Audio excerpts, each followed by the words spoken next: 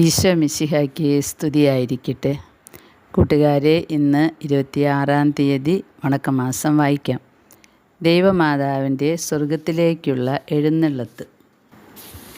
ഒന്നാമത്, ദൈവമാതാവ് മോക്ഷത്തിൽ പ്രവേശിച്ചപ്പോൾ ഉണ്ടായ പ്രതാപം. രണ്ടാമത്, മോക്ഷത്തിൽ പ്രാപിച്ച മഹിമ. മൂന്നാമത്, ദൈവമാതാവിന് മോക്ഷത്തിൽ കൊടുക്കപ്പെട്ട വല്ലഭത്വം. ആദ്യം, ദിവ്യജനനി ഈ ലോകത്തെ വിട്ട് മോക്ഷത്തിൽ എഴുന്നള്ളിയപ്പോൾ 9 വൃന്ദങ്ങളിലുള്ള എല്ലാ ദൈവദൂതന്മാരും സകല മോക്ഷവാസികളും തങ്ങളുടെ രാജ്ഞിയുടെ എതിരേൽപ്പിന് വന്ന് എത്രയും ഇമ്പമേറിയ പാട്ടുപാടിക്കൊണ്ടും ഉന്നതമായ കൊണ്ടാട്ടങ്ങൾ ചെയ്തുകൊണ്ടും ഈശോമിശിഹായോടുകൂടെ അവരെല്ലാവരും മാതാവിനെ അത്യധികം സ്നേഹത്തോടുകൂടെ സ്വർഗത്തിൽ പ്രവേശിപ്പിച്ചു.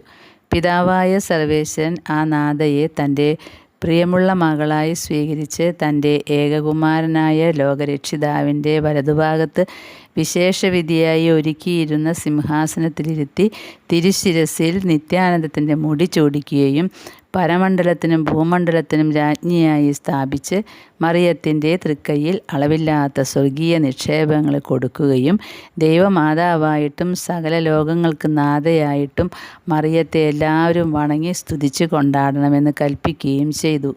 നാം എല്ലാവരും മോക്ഷവാസികൾ ഈ ആനന്ദപ്രദമായ സമയത്തിൽ ദൈവമാതാവിനെക്കുറിച്ച് അനുഭവിച്ച മനതുഷ്ടിയിൽ ഓഹരിക്കാരായി ആ നായികയെ അവരോട് കൂടെ സ്തുതിച്ചു കൊണ്ടാടുകയും നമ്മുടെ തിരുമാതാവിൻ്റെ പക്കൽ എപ്പോൾ നാം ചെന്നു ചേരും എന്ന് അത്യാശയോടുകൂടി പ്രതീക്ഷിച്ചിരിക്കുകയും വേണം. രണ്ടാമത്, പരിശുദ്ധ ദൈവമാതാവിന് സ്വർഗത്തിൽ ലഭിച്ച ഉന്നതമായ മഹത്വത്തെ വർണ്ണിക്കാൻ ആർക്കും സാധിക്കുന്നതല്ല. ആ നായിക ലോകരക്ഷകൻ്റെ സാക്ഷാൽ അമ്മയും എല്ലാ വക വരപ്രസാദങ്ങളാലും അലങ്കൃതയുമായി ജീവിച്ചിരുന്ന 64 വർഷം വരെയും ഉത്തമമായ വിധത്തിൽ എല്ലാ വക സുഹൃതങ്ങളെയും അനുഷ്ഠിച്ചുകൊണ്ടും തൻ്റെ തിരുക്കുമാരന് ഏറ്റവും ഉയർന്ന പരികർമ്മങ്ങൾ ചെയ്തുകൊണ്ടും വന്നു. അതിനാൽ പുണ്യവാന്മാർ എല്ലാവരെയുംക്കാൾ ഏറ്റവും ഉന്നതമായ പുണ്യപൂർണ്ണത പ്രാപിച്ചു. മോക്ഷവാസികളായ ആത്മാക്കളേക്കാൾ മാത്രമല്ല, ദൈവദൂതന്മാർ, മുഖ്യ ദൈവദൂതന്മാർ മുതലായ മാലാഖമാരേക്കാളും ഉന്നതയാണ് മറിയം. ആ മാതാവിന് മേലായി സർവേശ്വരൻ മാത്രമേ ഉള്ളൂ. നാം ഈ നായികയുടെ സന്നിധിയിൽ സാഷ്ടാംഗം വീണ് നമ്മാൽ കഴിയും വണ്ണം മുക്കിയും ഈ രാജ്ഞിയുടെ മഹത്വത്തിന് തക്ക സ്തുതിയും സ്തോത്രവും പുകഴ്ചയും ചെയ്യണം.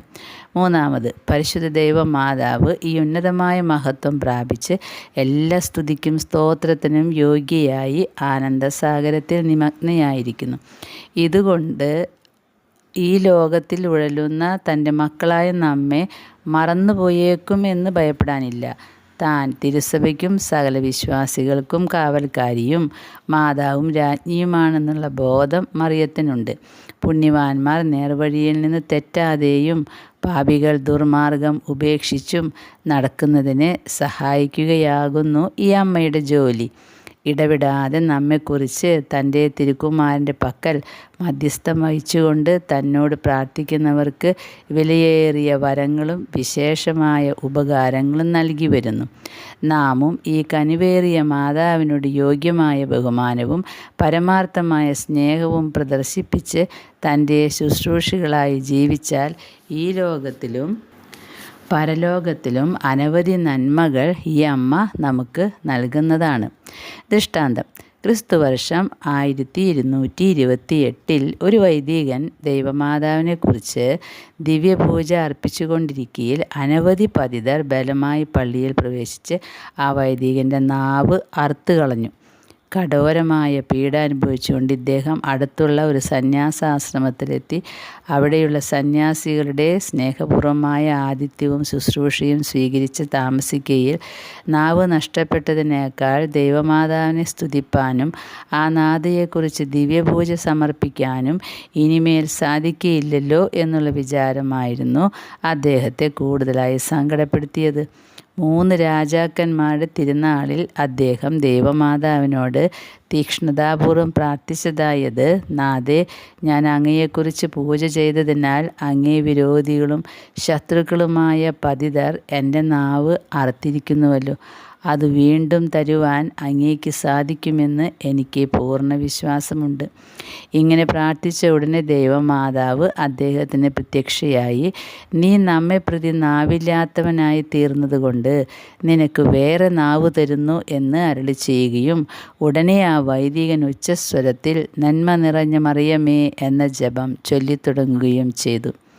ഈ സ്വരം കേട്ട് ആശ്രമത്തിലെ സന്യാസികൾ അടുക്കൽ വന്ന് അത്ഭുതമായി നാവ് ലഭിച്ചതുകൊണ്ട് വളരെ നേരം ദൈവമാതാവിനെ സ്തുതിച്ച് കൊണ്ടാടുകയുണ്ടായി.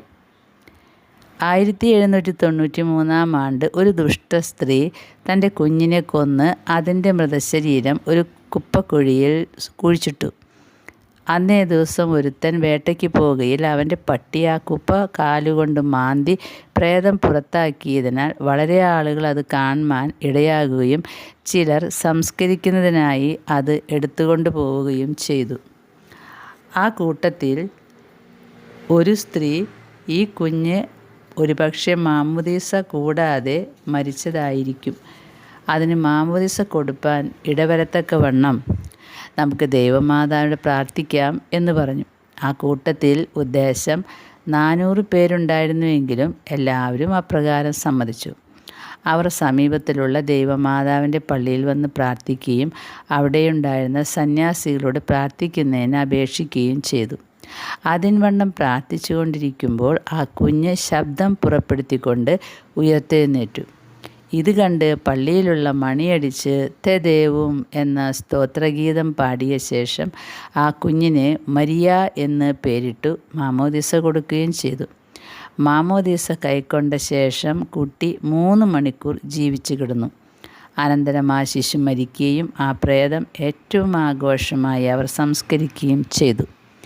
ക്രിസ്ത്യാനികളെ, എല്ലാ പ്രകാരമുള്ള അത്ഭുതങ്ങളും ചെയ്യുവാൻ ശക്തയായ സ്വർഗരാജ്ഞിയിൽ പൂർണ്ണമായി വിശ്വസിച്ച് നിങ്ങൾക്ക് ആവശ്യമായിരിക്കുന്നതെല്ലാം ഈ നാഥയോട് അപേക്ഷിക്കണം. ജപം. ഈശോ മിശിഹായുടെ പരിശുദ്ധ ജനനി, അങ്ങ് ഞങ്ങളോടൊന്നിച്ച് വസിക്കുന്നതിന് ഞങ്ങൾ അയോഗ്യരാകുന്നു.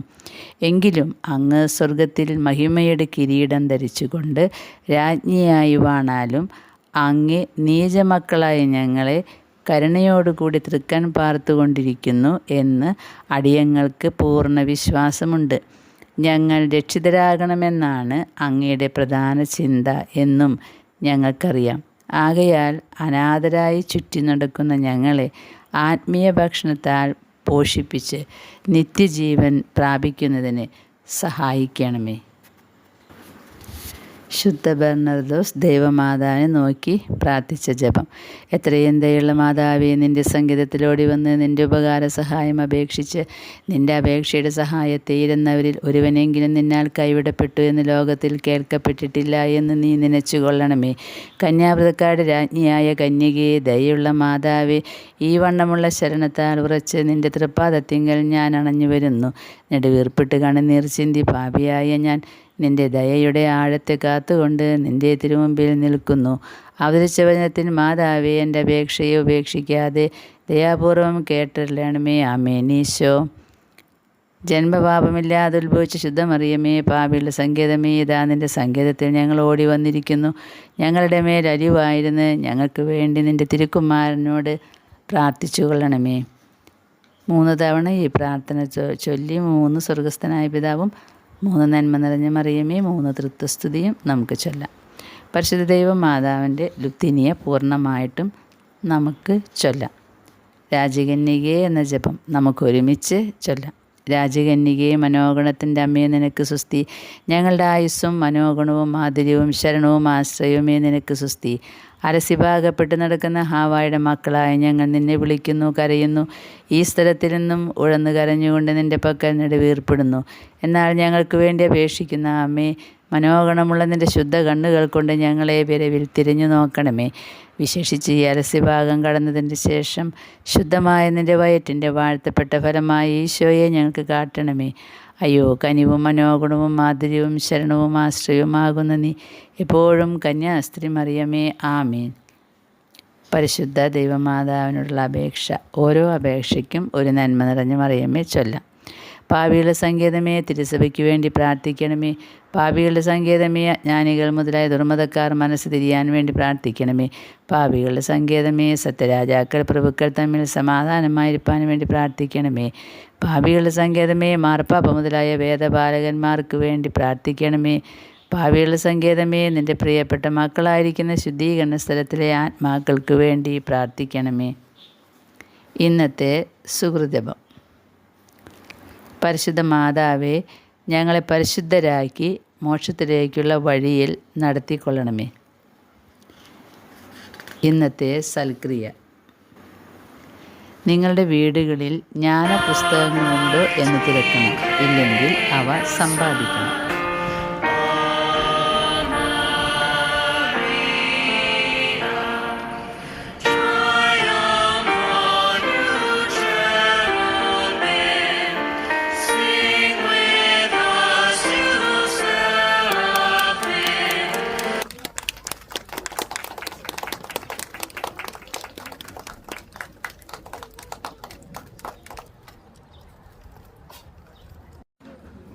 Oh, Blessed Mother, keep us safe from all harm to body and soul.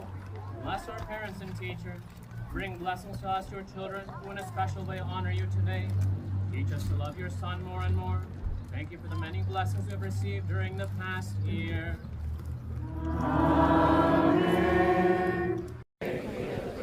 Pray for us. Pray for our priests and religious. Obtain for us many more. May the grace of our Lord Jesus Christ, the love of God the Father, and the fellowship of the Holy Spirit be with all of you, now, always, and forever. Amen.